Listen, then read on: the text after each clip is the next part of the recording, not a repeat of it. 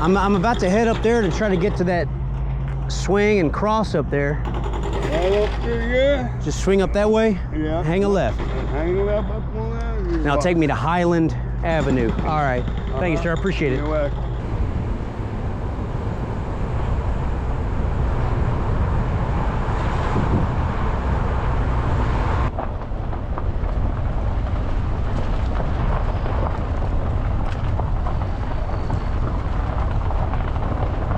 Well, guys, we're over here at the Mullins Overlook. It's a narrow one-lane gravel road getting up here. Luckily, nobody was trying to come down while I was trying to get up.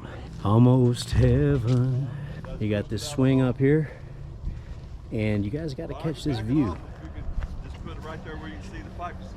Now, I wouldn't have known about this if the guy over at City Hall didn't tell me about it. But thankfully he did, because I mean, look how beautiful that is. I could sit up here for hours.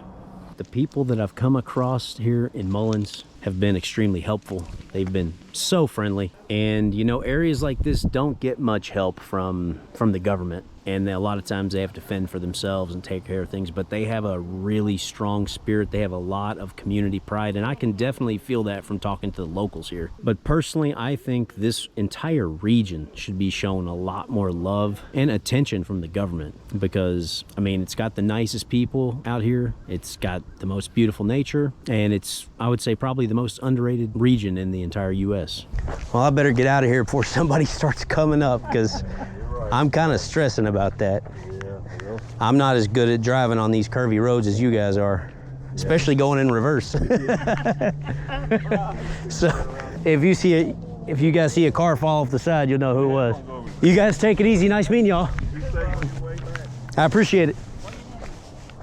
You see, guys, we're on the side of a mountain right now, and this is a narrow one-way road. So if you're coming up or going down and somebody's coming in the opposite direction, that means somebody's gonna have to back up a long ways on this road. And I'll tell you what, I wouldn't feel comfortable doing that. The locals would be a lot more used to it, but I just want to get off this road before another car comes up here.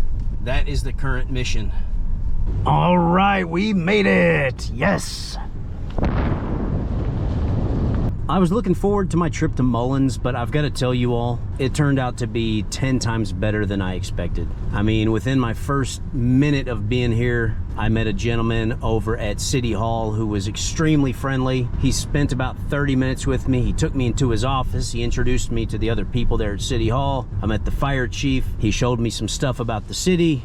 He taught me a lot about it. He took me outside and showed me around a little bit. He was just extremely helpful, and all the people there were friendly. So I've had an amazing stay here in Mullins. It's been short and sweet. The only really unfortunate thing is that I didn't get to meet Christy, because she's here in town right now, and she may be over at City Hall right now, but I don't want to go back over and bug them. They already spent enough time with me, but it would be cool to meet her. Maybe buy one of her autographed books, shake her hand, get a picture with her. But I did meet her niece, which was pretty cool. Mullins, thank you so much for the kindness and the hospitality you showed me. I truly appreciate it. But for now, the highway is calling. We've got more stops to make.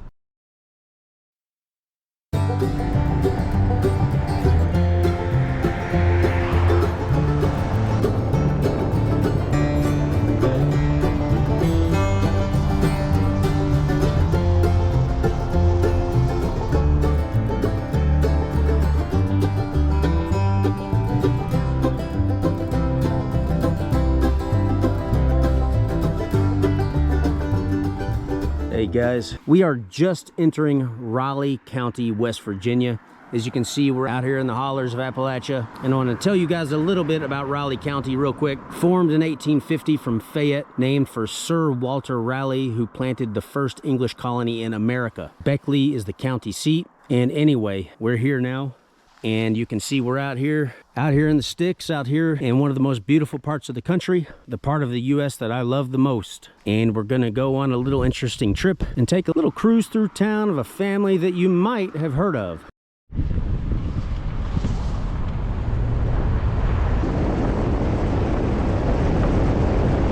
We're not quite to Odd yet. We're on Odd Road, which leads directly to, that's right, Odd. All right, guys, now we are officially in Odd. Now, this isn't even a town. It's just a little area. And the way it got this name is apparently some of the locals were talking and they wanted to come up with something creative and kind of fun for this area. So they came up with the name Odd, and it stuck. As you can see, there's not a whole lot out here. It's mostly just wilderness. And I am not trying to find the Whitaker family. Now, anybody watching this already knows the Whitaker family is a local family here from Odd. And it's a family that just has a whole host of disabilities. It's a pretty sad situation. And their claim to fame came from a YouTuber at the channel Soft White Underbelly. He interviewed them. And I'll tell you what, you don't want to try to find that family because the locals out here are quite protective of them. And, you know, that's a good thing. But if the locals get wind that you're trying to track them down and find out where they live, they might misguide you. Who knows what they'll do. But they will be protective of that family, which, like I said, I think that's a good thing. But you can see this is a beautiful part of the country out here.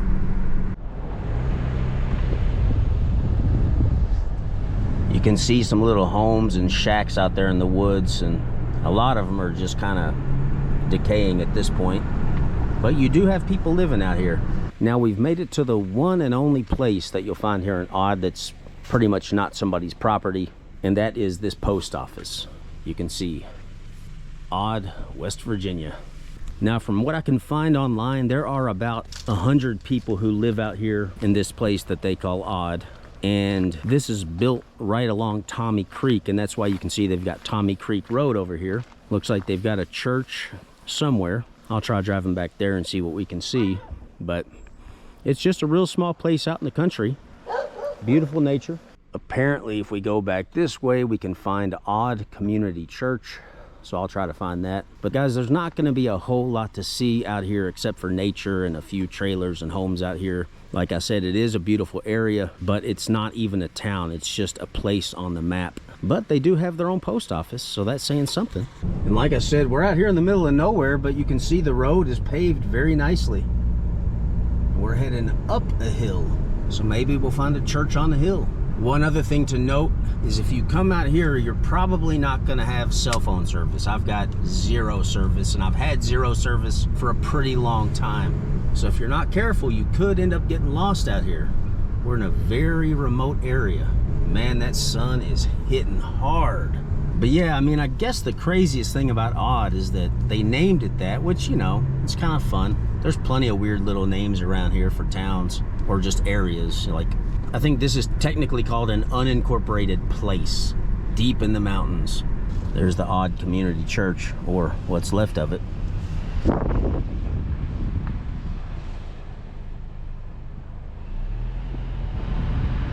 So yeah, this is the Whitaker stomping ground. And like I was saying, I guess the kind of the coincidental thing about it is the fact that it's called Odd, and then you have this family, the Whitaker family, who you could say is sort of odd.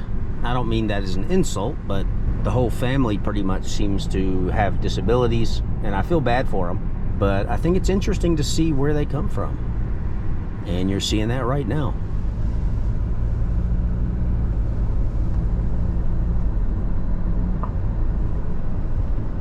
And yeah, of course, since that video went viral of the Whitakers, you're gonna have some idiots and jerks come out here, try to exploit the situation. And some of you might say, oh, aren't you doing the same thing? Well, no, because I'm not trying to find the family. Even if I knew where they lived exactly, I wouldn't roll up on their property. I wouldn't try to find them. The point of this is just to show you guys what Odd actually looks like. And you can see it's mostly just countryside. Really beautiful area, but pretty remote and very, very quiet. Now we're coming back over to this post office. We're gonna swing around and take a trip up Tommy Creek Road.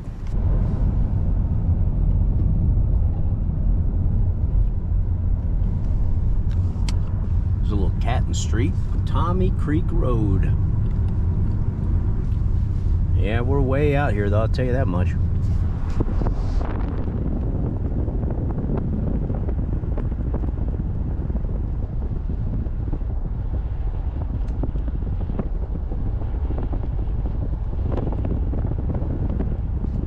I mean, it's crazy to think that at one point in time, coal was booming around here so much that just almost anywhere they could start mining. And even out here, they had a mine operation going on. And so people came out here. That's why they came. There's a little church over here. This place looks like it's in pretty darn good condition, so I guess it's still in use. The Good Hope Free Will Baptist Church. But you can see, guys, I mean, if I take this road further, I'm just going back out into the woods even deeper. I'm already pretty far out. But now you've seen it. I mean, this is where they come from. And like I said, there are about 100 souls living out here. They call this place home. While I was coming out here, I did see one trailer. People were obviously living there. It was looking kind of rough. And they had signs posted saying no photos or video allowed. So I guess that's probably because people have been coming out here in search of the Whitakers. But yeah, guys, I hope you've enjoyed this video. You've seen a part of the country that most people will never see. And you can see it is just Mother Nature at her best. We've got the autumn colors out here in Appalachia, and some of the scenes out here are just breathtaking. And every once in a while, while you're driving out here in the woods, you'll see an old coal mine that's been shut down and a huge tipple all rusted out. In a way, they look kind of eerie, but they look kind of cool too. And at one point in time, I mean, those things were really hard at work. But for now, I'm ready to get out of this holler before it gets dark, because that's one narrow road, and I don't want to be getting lost out here.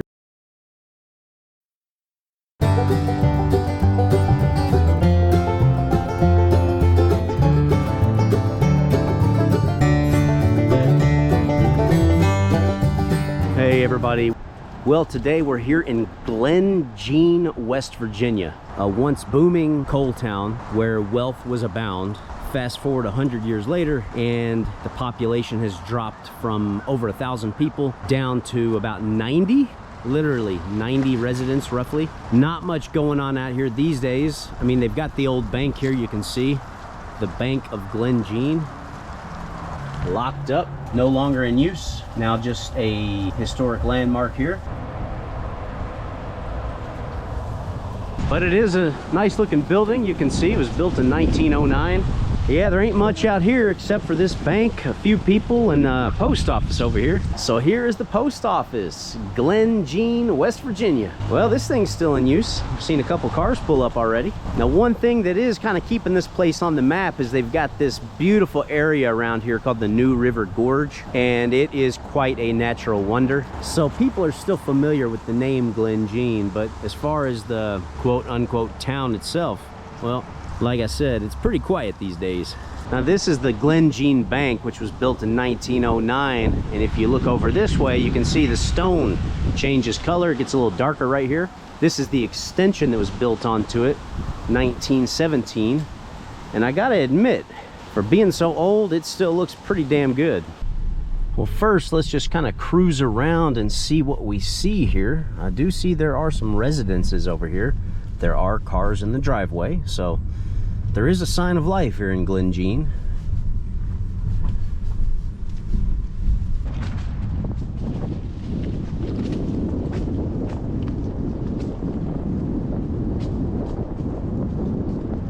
Now we just turned onto Middle Street, and you can see this is just a gravel road. So I bet it was pretty much the same 100 years ago. Well, back then it may have been a dirt road.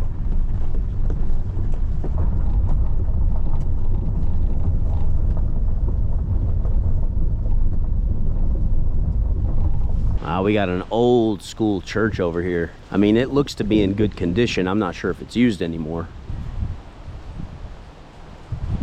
Let's go see what the name of this church was. Okay, this was called Royal Church Glen Jean. You got the ivy growing on the walls. Busted out window. That's usually a sign that it's not in use anymore.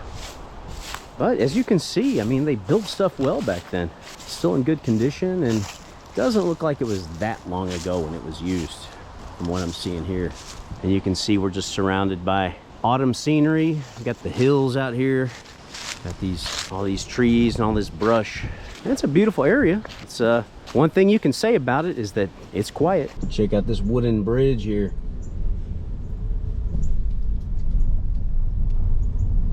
And there's the sign making it official, Glen Jean.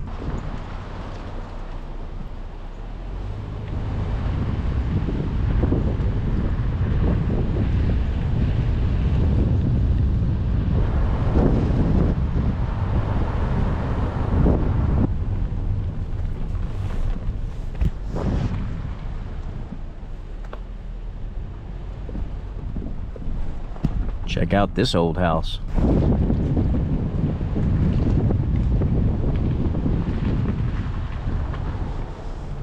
Wow.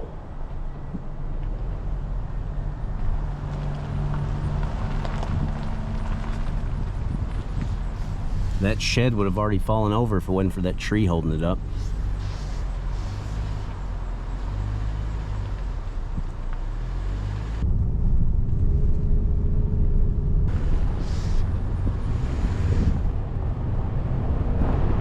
Now there's a good looking church that I'm pretty sure is still in use. That looks pretty fresh.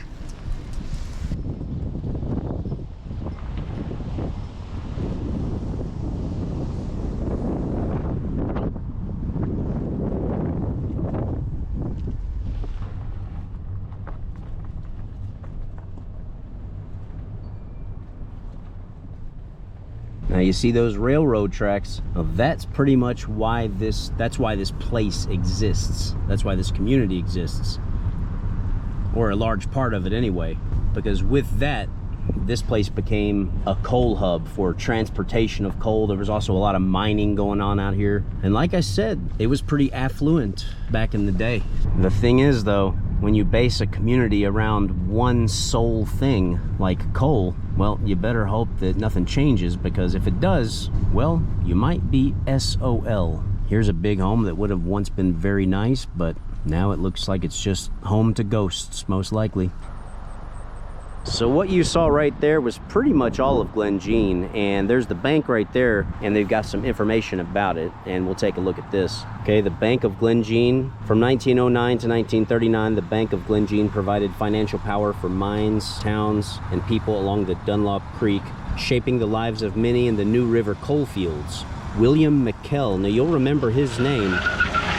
There you go. Because in my video about Thurman, this guy, Mr. McDowell, is the one that made Mr. Thurman's life hell, because he built that Dunglen hotel over there that basically destroyed Thurman's reputation, because they had brothels, saloons, gambling, shootouts, and all kinds of crazy stuff. So the guy that built that hotel, well, before he built that, he founded this town. He was a wealthy landowner out here. So let's read more about him. William McDowell served as president for the bank's entire existence, directing the bank and his own considerable financial holdings. McDowell died shortly after the bank closed, and for the next 50 years, the building changed hands many times, blah, blah, blah. Today, it provides office space for park staff and climate-controlled storage for historic files and objects. Now, here's the man himself. Well, he looks like a kind of a harmless guy, but he sure opened a crazy place over there in Thurman. Well, just outside of Thurman, just across the river. And just to show you guys that, I mean, basically, this is virtually a ghost town, if you could call it that, a ghost community. There's a few people living out there, but there's nothing left of it. At one point in time, the Cincinnati Reds actually played here. The Cincinnati Reds played in Glen Jean in 1913, a highlight in the town. There's the old athletic club. It had tennis courts, croquet courts, also had bowling, a pool, and a snack bar. And this is Main Street right here. And usually on Main Street, you'd expect to see a few things, but you don't see much here. But if you could go back 100 years, it'd be a very different scene. There'd be people everywhere. The people were relatively well-to-do. Now, just a shadow of its former self. But I'm glad they're keeping this building here, because it is a piece of history.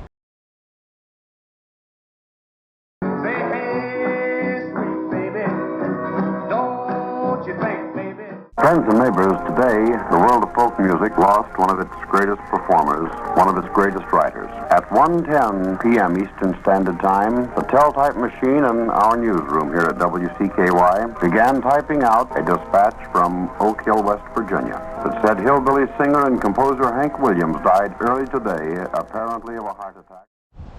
Hey guys, we are coming to you today from Oak Hill, West Virginia, a place that I'm pretty sure you've never heard of. But I want you guys to check this out. Okay, we're at the Skyline Drive-In. And you see those three words at the bottom? Hank's Last Stop. Now what's that all about? Well, believe it or not, it was in this little diner right here at around 5 a.m. on New Year's Day where Hank Williams Sr. was last seen most likely alive. Now, I don't know if many of you guys watching are country music fans, but at least you know the name Hank Williams. In the world of country music, he is he's the most revered artist of all time. And he died in Appalachia, and he died just right around here, believe it or not. Well, we're gonna talk about his last days a little bit in this video, and particularly the moments and hours leading up to his death. But Hank Williams was en route to Canton, Ohio for a New Year's Day concert. He was gonna be making something like $1,500 for the show. He was going through a lot of turmoil in his life. His health was terrible. He was very young at the time, but that lifestyle can certainly take its toll on you. And it was at this very place on the first day of 1953 where his driver, a college student surnamed Carr, stopped to grab some coffee. They were in his blue Cadillac, and before the driver walked in here to get himself a cup of coffee, maybe something to eat, he asked Hank if he wanted anything, and Hank declined. So even though Hank Williams declined, I'm not going to. I've seen a couple videos about this place, and I saw the guys that made the videos. They stopped by here, but they didn't even stop in to grab something to eat. I mean, if you're gonna come out here to a place like this, don't be a cheapskate. At least stop in and grab something to eat. So that's what we're gonna do here at the Skyline Drive-In. See what they got on the menu, and I hear they got some pretty good West Virginia style hot dogs over here. All right, let's hop on in. Welcome to Hank's last stop. And there's the man himself. So when you come in here, you'll see it's a small, simple place, but it's been around a long time. And this place's name is etched in history because, I mean, it's connected to Hank Williams Sr. As soon as you walk in, that's the first thing you'll see is a picture of him. And then I was talking to the lady working here. She said they've got his death certificate over here. Got some old newspaper articles about him and his passing. So if you're a true Hank Williams fan, you've got to get over here. Otherwise, you're not a real fan. And this is the concert he was headed to. There's a name that I know none of you guys will know, Hawkshaw Hawkins. All right, guys, so I'm going to dig into it. This is a West Virginia style hot dog. It's got chili on it and coleslaw. And I would have never thought of such a combination. Never heard of it, but I'm going to give it a taste test right here. I'm not even a big hot dog guy, but those are good. Oh, that's really good. Get some cheese sticks here. Well, these hot dogs are so good, I had to go for round 2. They put mustard, onion, chili, and coleslaw on them. It sounds different, but it turns out to taste pretty good. I'm gonna be stuffed after this though. Well guys, there it is, the Skyline Drive-In, Hank's last stop. I thoroughly enjoyed my lunch. I'm absolutely stuffed. And I got to talk to the owners of this place, very friendly people. So if you're anywhere in the area, you gotta stop in and come see them. Thanks again. Thank you. You take care. Have a great day. Now after their stop over at the Skyline Drive-In, Hank's driver, Carr, would have been driving right down this road the exact same way I'm headed, because when he discovered that Hank was dead, it happened at a gas station down this way. So we're following the exact tracks that they would have been on. We're almost there, guys. The same path that Hank was on. He was probably already dead when he reached the point where I am right now.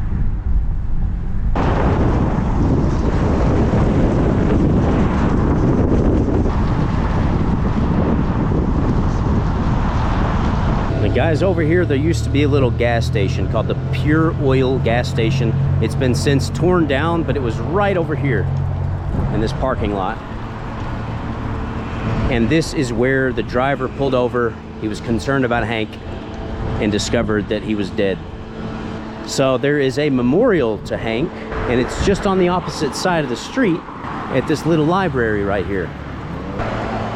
The Herbert E. Jones Library. And as we walk over here, look what we've got. Hank Williams Memorial.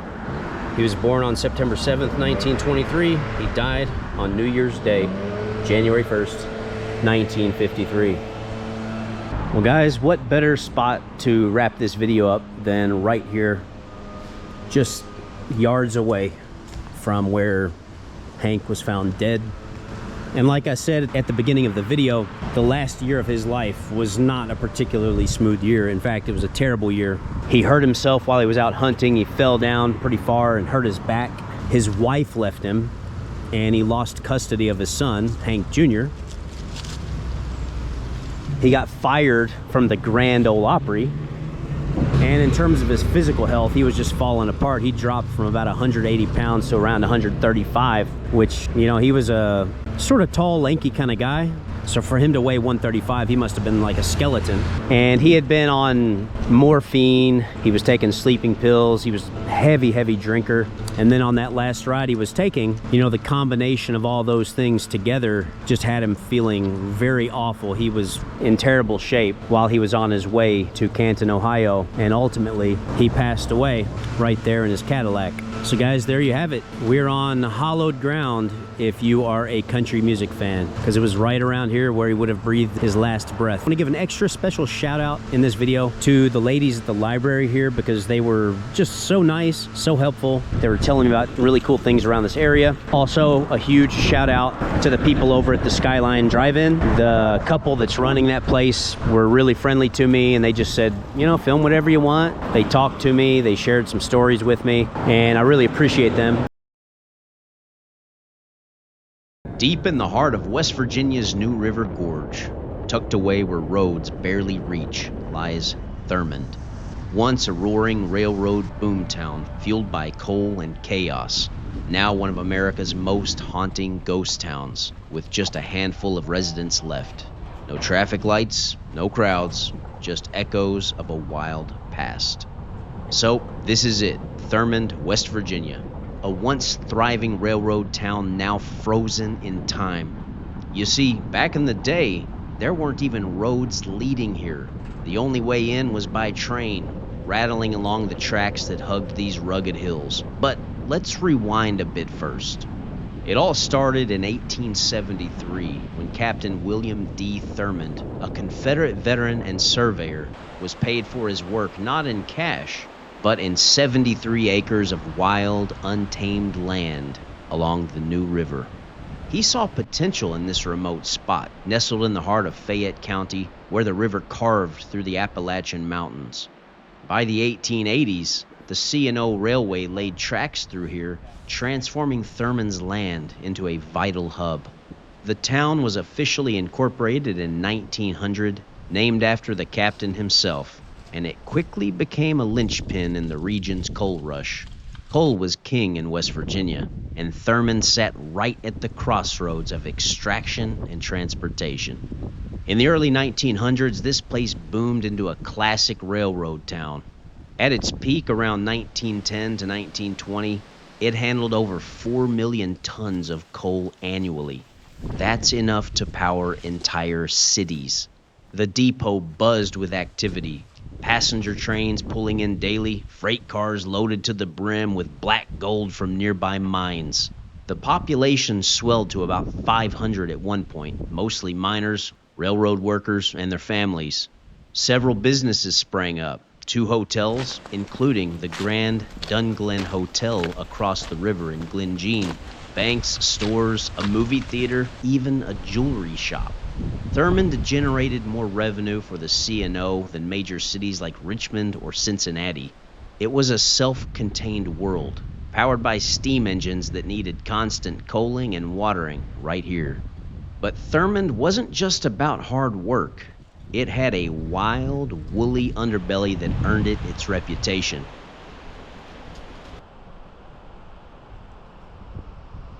Yeah, as you guys can see, there's not much left of it out here. Most of the stuff got burned away, got burned down and cleared out.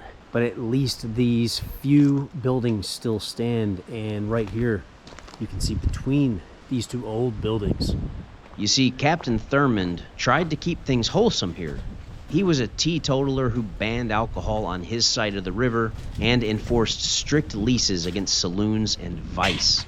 Yet, despite his efforts, human nature had other plans and won out the day. Miners and rail crews with money to burn turned Thurman into their own little Keystone. Bootleggers smuggled in moonshine, and across the river at Dunglen, things went to a different level of crazy. That hotel hosted epic parties, saloons, gambling dens, and yes, ladies of the night. They had it all. Legend has it, one poker game ran continuously for 14 years, players rotating in and out, fortunes won and lost over endless hands. Fights broke out, shootings weren't uncommon, and the town's isolation only amplified the chaos. It was kind of like the Wild West meets Appalachia. Coal dust, whiskey fumes, the sound of chatter, laughter, and, well, the occasional ringing out of gunshots when things went awry. Well, like they say, all good things must come to an end, and Thurman's demise came swift and merciless. The cracks were starting to show in the 1920s, but the Great Depression of the 1930s hammered the nail in the coffin. Coal demand plummeted, mines closed, and jobs vanished. Then came the shift from steam locomotives to diesel in the 1940s and 50s. No more need for the massive servicing operations that kept Thurman alive. A devastating fire in 1930 razed the Dunglen Hotel, kind of just putting a stake right through the heart of Thurman. By the 1950s, the population had dwindled down to just a handful, and businesses shuttered one by one. The last major mine closed in the 1980s. In 1987, Thurman did serve as the setting for the classic film Matewan, which was filmed right there in town. If you watch that movie after seeing this video, you'll notice it right away. Well, it's still interesting to see, but I wish I could have seen this place when it was really kicking. Well, guys, there you have it. This is Thurman, or what's left of it. A truly interesting place, kind of a footnote in America's history. But at one point in time, back in the coal boom era, this place became notorious. It started out as a real quiet, kind of strict place, no drinking, no tomfoolery. But once that hotel got opened across the river there, well, everything changed. And this place's reputation kind of got lumped in with that. So glad I made this trip out here. The weather is so pleasant right now. It's not the sunniest of days, but the temperature is beautiful. You can see the autumn leaves, and it's not cold at all. The temperature is absolutely perfect. Today, Thurman is a certified ghost town, with just 5 residents as of the last count. Its buildings preserved within the New River Gorge National Park. The tracks still run.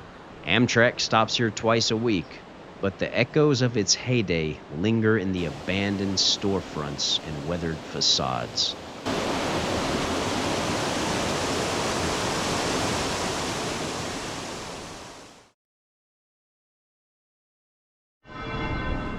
Well, hello there, friends. Welcome to Charleston, West Virginia. And that's right, folks, the clock just struck noon. You can see this beautiful old church right here. Well, they just sounded the bell for midday, and now there's somewhere else. Sounds like it's right around this corner. Oh no, it's down that way. So I just heard this one, and now that one's going. I'll tell you what, over here you got a church on every corner. You got St. John's right here, you got a church over there, and you got a church right there. Well, Charleston is the capital of West Virginia, so what you're seeing right now is inner city Appalachia. That's not something that you hear a whole lot. Usually you hear about small town Appalachia, but the interesting thing about Charleston, well, one of the several interesting things about Charleston, is the fact that we're in inner city because we are in downtown Charleston. No, it's not a huge city, but by Appalachian standards, well shit, this might as well be New York. I'll tell you, so far I've seen more churches than people out here. I mean, I see a lot of people in their cars, but I don't see many folks out here walking around.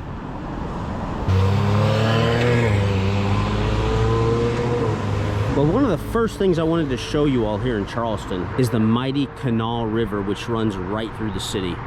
And right there, that alone is one of my favorite aspects of this city already. I think anytime you have a major river running through a city, it just makes it a lot better. It makes it more beautiful, more walkable. So that is one obvious positive that they've got going for it. And this is a pretty old city. It was founded almost 250 years ago. And the city itself, Charleston, originally was called Charlestown. And the gentleman who founded it, he named it Charlestown to pay respects to his father, who was obviously named Charles.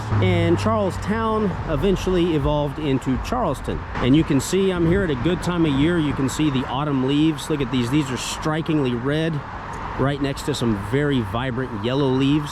And I've got a pretty beautiful day today. You wouldn't believe that this morning when I woke up, visibility was very low because the fog was just so thick. We had a lot of rain last night, but it shaped up to be quite a pleasant day. Now, we're out here in the historic district of downtown, and if you've been following my Appalachian series, I've been to a heck of a lot of places, and they range from small cities to rural specks on the map, and hell, even a few ghost towns, but not Charleston. We are in inner city Appalachia, which to me is extremely fascinating. And one of the things I've got to point out here is that today is a Saturday. The weather is beautiful. I can already see people commenting, saying, oh, well, there's nobody outside because it's a work day. Everybody's at work. No, it's Saturday and the weather's beautiful and this river's beautiful. The mountains around it are beautiful. You've got the autumn leaves. Oh, there's a guy running. But you just don't see many people out. Now, this is pretty interesting because during the Civil War, Charleston changed hands between Union and Confederate forces several times. And they've got a little sign right here just along the river talking about that. The Battle of Charleston, downtown battleground. Blood has been shed here, folks. Hey, there's another person out enjoying this beautiful weather. Well, I just asked that young lady who was out here exercising why nobody's out today. She said she thinks it's because the West Virginia game is on, so that there could be something to that. Well, let's go up here onto this bridge and try to get some good views of the Kanawha River.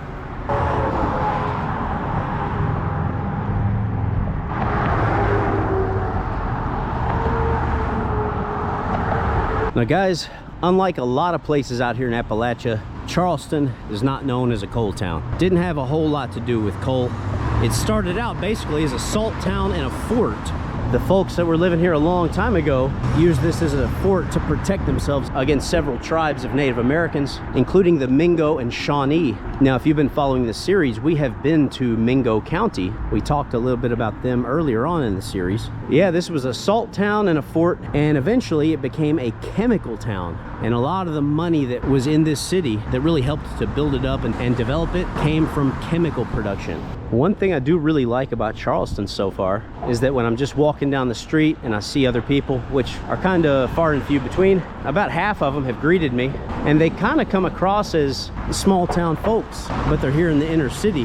And then a lot of cities, when you're walking around, especially in the downtown area, people don't typically greet you. They can come across as kind of cold, but I'm getting very friendly vibes from the people out here in Charleston.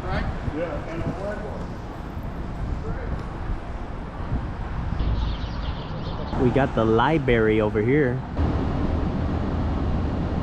We've got a beautiful old building right here that looks like it used to be a theater. You can see the marquee there, but looks like it's been converted into a church, the Resurrection Church. And what also caught my eye about this is that there happens to be a cannabis dispensary right next to the church. What's going on here, Charleston?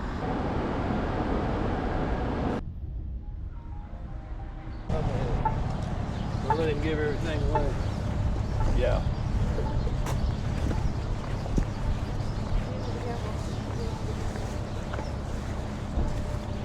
Now there we go. There's that bluegrass spirit that I'm talking about. It looks like we got a little food diversity over here. The sitar of India. Superb Indian cuisine. That's not just any ordinary Indian cuisine. That is superb.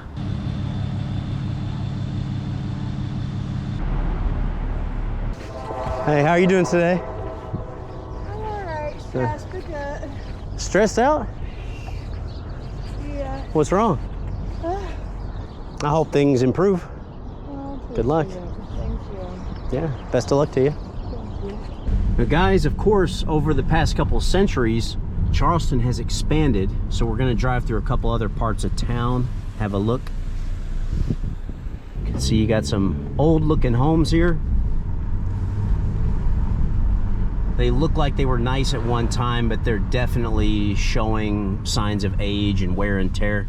I was reading about Charleston online, and one of the complaints that I read about was that some people here feel that a type of hopelessness due to just like economic stagnation.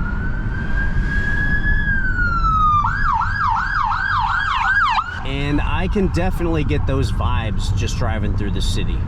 It doesn't feel like an area that's really flourishing or booming in any sort of way. It looks like I mean, it seems like a good area, but it does feel like a place that's kind of stuck in the mud to a certain degree.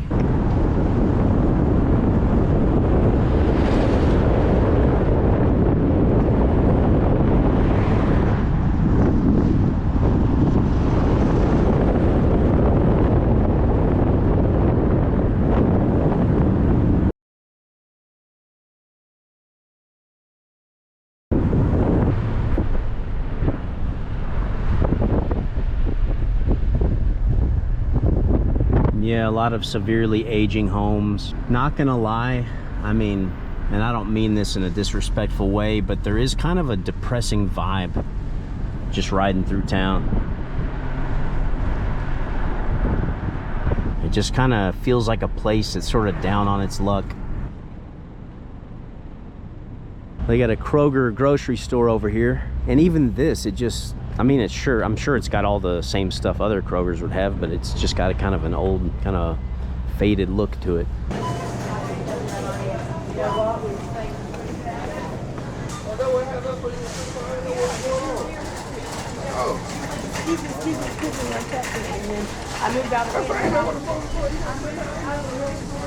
Hey, how you doing?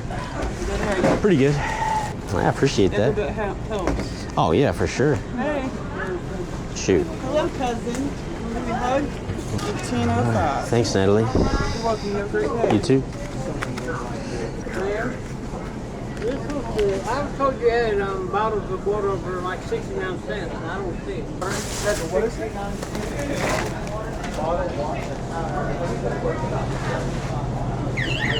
Oh. Hey, how you doing today? I'm all right. How are you? Pretty good, thank you. Hello. Yeah, and I've seen quite a few people around here down on their luck. Quite a few homeless, quite a few people that look like they could be strung out. I mean, this is an area that's been hit very hard by the opioid epidemic. And sometimes, without sounding mean, it's not hard to see who's using some things that they shouldn't be. But I just want to take a little walk just right here around this Kroger, this community grocery store, and just kind of see how things are going right here in the neighborhood. I mean, you got this whole area where these homes, I mean, when they were first built, they would have been nice, but they're just aging to the point where they honestly look kind of depressing at this point. And I mean, there's no way that they're gonna all get fixed up and just renewed and renovated. That's just not gonna happen. It's just kind of an area that either it's gonna keep getting worse and kind of falling apart more and more, or I mean, they're gonna have to kind of tear it down and start fresh. Because you're not going to be able to give this area a makeover. It would require a lot of work. I mean, look at this place. My goodness. And guys, nothing I'm saying here is meant to be mean. It's just my honest observations. No trespassing private property. Not sure who would want to trespass into that place. Like these old homes here. You can see, I mean, they're just, everything around here is looking pretty rough. I'll tell you, I mean, it's sad to see because, I mean, I would love to see this area doing well, but I just don't get those vibes. And, you know, I got to say, like, the people out here, any shop that I've stopped in, anybody that I've passed on the street, they've been so friendly. I can tell there's a lot of really, really nice people out here. And you got to consider that's despite probably going through some hard times. Because a lot of the people I've talked to, I can just, you know, you can kind of tell they didn't look like everything in life was going their way, but they were still friendly. And there's a lot to be said for that, you know, because I've been a lot of places in the world, and I've been to places where everybody's, you know, rich, driving a nice car, nice homes, everything's new and fresh. And some of the biggest jerks I've ever met have been out there. So, you know, I'd take a place where the people are nice and down to earth any day of the week. You've got these old trolley looking buses going through the town. So here's another guy down on his luck. But these are pretty cool. Old fashioned.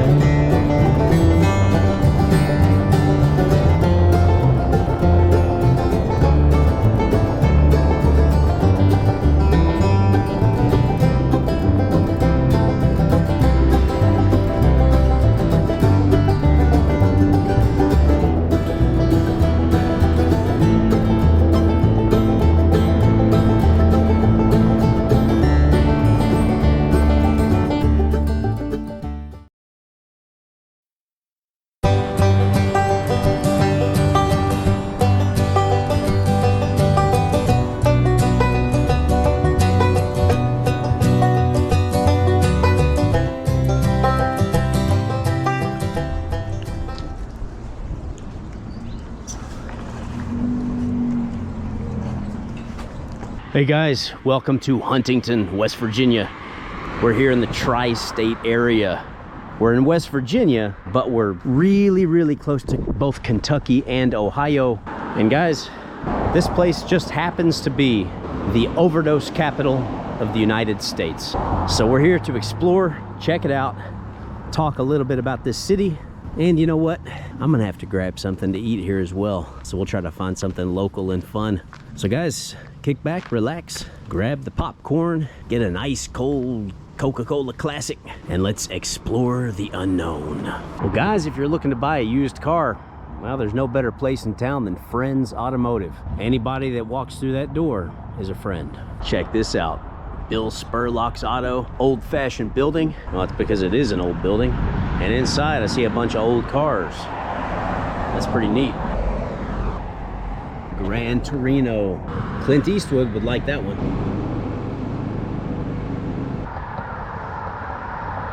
Yeah, so this is the second largest city in West Virginia, second only to Charleston. And you can see these beautiful old buildings.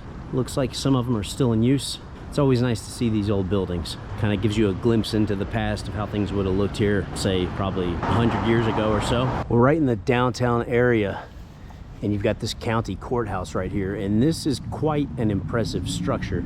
I mean, obviously the area now has kind of, well, to an extent, gone to hell, but I'm sure they put this courthouse to good use. But it is a big building, and it is a beautiful building.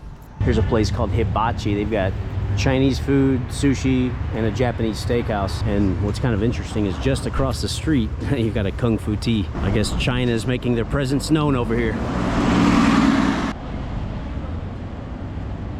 The downtown area is it's pretty quiet, and it is a Saturday. The weather's beautiful, so you'd expect a lot of people to be out. But I mean, they've got all these old, really pretty buildings. Definitely a nice atmosphere. It would just be nice if it was flourishing just a little bit more. Looks like we're coming up to a theater here. I'm guessing that's what it is. Restoration in progress. That is a cool looking building. I'm glad to see they're gonna be putting that to use, because that is a beautiful old theater. Keith Albee. That will be an awesome venue. Check this out.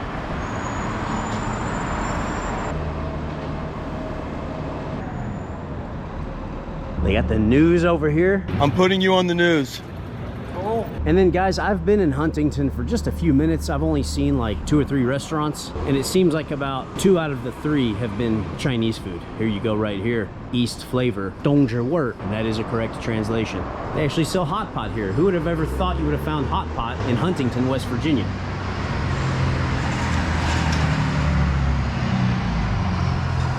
Let's see what an alleyway would have looked like about 100 years ago. This is pretty cool. The old-fashioned fire escapes. You know, if you had a movie set in the 1950s, you could easily use this as a setting for it. Just clear out the cars and these dumpsters.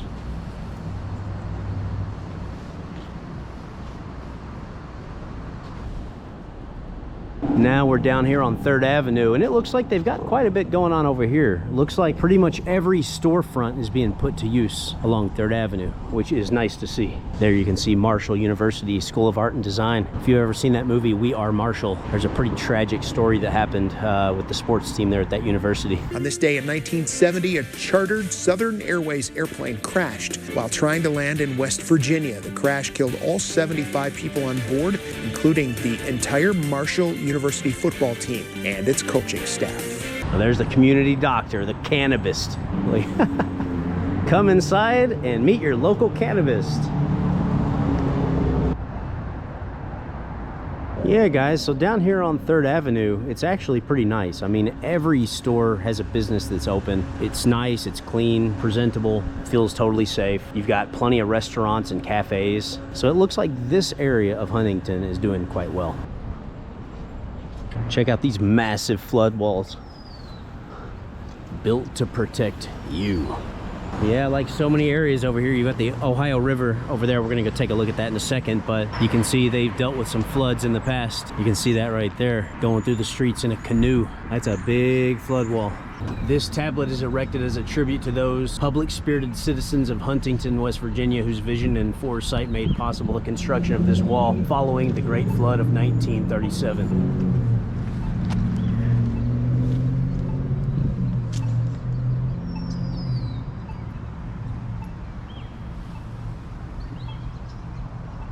And then as soon as you're in here past that flood wall, you got this big, beautiful river walk and park area. Real peaceful, quiet place, clean. I'm happy to see that this isn't the local homeless hangout. Well, at least it's not right now.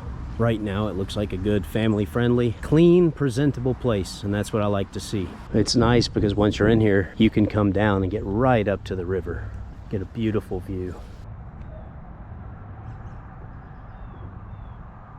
And out here, they've got this outdoor amphitheater kind of thing, so you could easily have a performance out here, a play, a musical act. I'm sure they do that plenty. Then you've got this, the mighty Ohio. We're gonna get right up on it.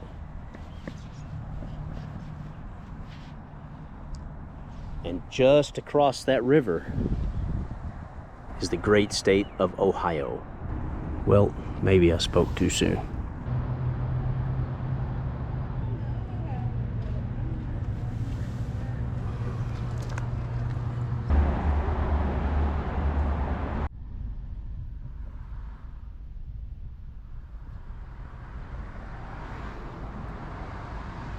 Well, I'd say it's high time I get something to eat, and this Marshall Hall of Fame Cafe looks like the place to go.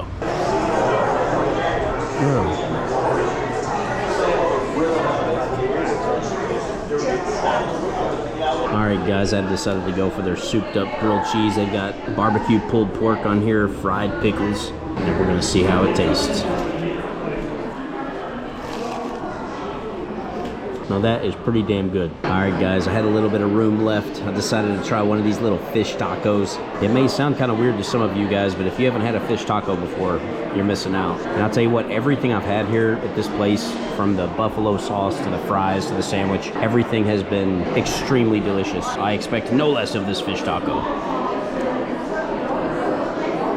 I will tell you guys what, this is one sports-loving city. About 90% of the people I saw here have on the Marshall t-shirts and sweatshirts. I mean, they are very, very hardcore sports fans. And the food at that restaurant was really, really good. Highly recommended. If you're here in town and it's just hitting dinner time and basically every table's full right now, and that's a huge place. Business is good over there at the Marshall Cafe.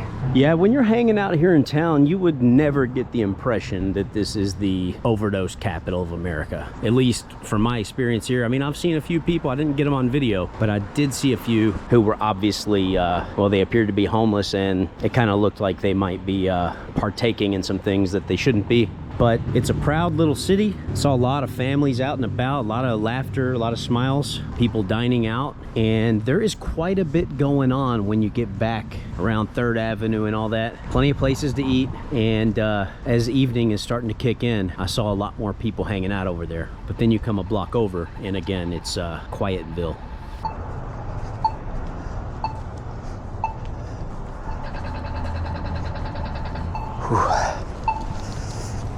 Hello. Man, that is one heck of a beautiful scene with that dome up there and the blue sky behind it. Now, some of these old buildings and homes right here, they're made of brick and stone, and they hold up well, and they look fantastic. I mean, they're being taken care of. The lawns are taken care of for the most part. This is a nice looking area right here. Now around here, most of these houses look pretty good. I mean, you can see they've got all their Halloween decorations out. There's one that's kind of fallen by the wayside, but there's a few men of the streets congregating over there at rallies. All right, guys, so we've seen the historic downtown area. So right now we're heading toward West Huntington. Just see what the city looks like in different areas. So far, I mean, the city looks pretty good. I mean, I would say, at least from what I've seen, I would say it looks better than Charleston. At least it gives me better vibes. But who knows, that could change. We shall see.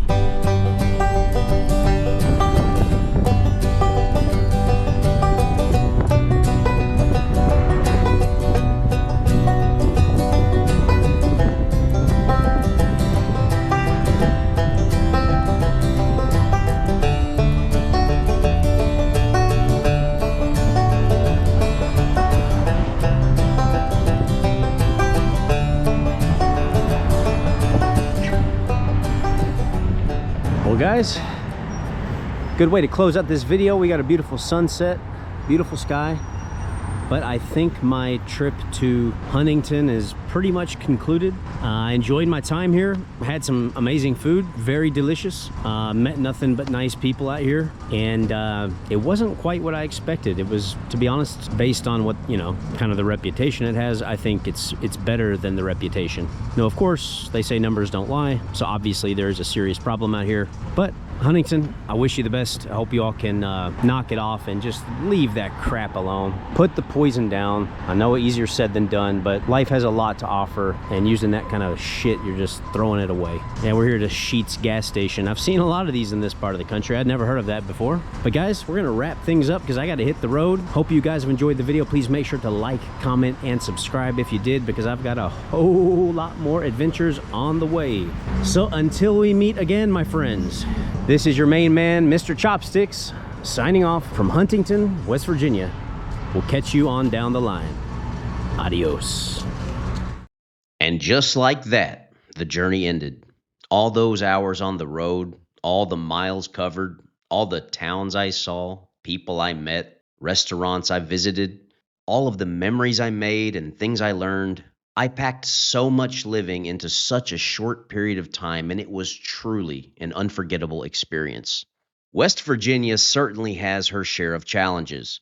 There's no telling how things will look a decade from now. Will they transition to new industries and development since coal built them up, only to eventually leave them hollowed out? Well, I certainly hope so. So far, my Appalachian journey has taken me through eastern Kentucky and mostly the western part of West Virginia. But like I mentioned at the outset, I have fallen in love with this region, and my journey is only just getting started. I want to thank you all for sharing the experience with me. I hope you all enjoyed it as much as I did. Knowing you all are watching and getting something out of these videos makes the experience so much more meaningful and special to me. Please make sure that you are subscribed to the channel so you don't miss out on my next journey. To the kind folks of West Virginia, you all treated me very well and made me feel welcome, and I truly appreciate that. If our paths crossed during this trip, all I can say is that I'm glad they did. Almost heaven, West Virginia. Some parts might appear closer to hell, but there are many parts that are in fact almost heaven. The pristine mountains, the beautiful creeks and rivers that carve their way through the region, the many pure souls out there that prefer an old-fashioned way of life, and a simplicity that is fast disappearing not only in our country, but around the world. These things are treasures of West Virginia, and they are found in abundance. We'll see you in the next town, country, state, continent, wherever this journey called life takes me. So take care of yourself, my friends, and we'll catch you somewhere on down the line. While I appreciate all viewers and supporters, there is a growing group of supporters who support me via YouTube memberships and Patreon subscriptions, and I want to give all of you a shout out. You know who you are. Thanks for the extra support and helping me to get a step or two closer to hopefully finally someday achieving my dream of being able to do YouTube full time. To the Grasshopper and Tiger Tiers, thank you guys so much. An extra special shout out to my P-Shield tier members. You are amazing. And of course, I'd be remiss to fail to mention my top tier supporters, Lee, Martin S., and David is Dawei. Truly appreciate all of you. We're on this journey together, and trust me when I say, we're just getting started, my friends.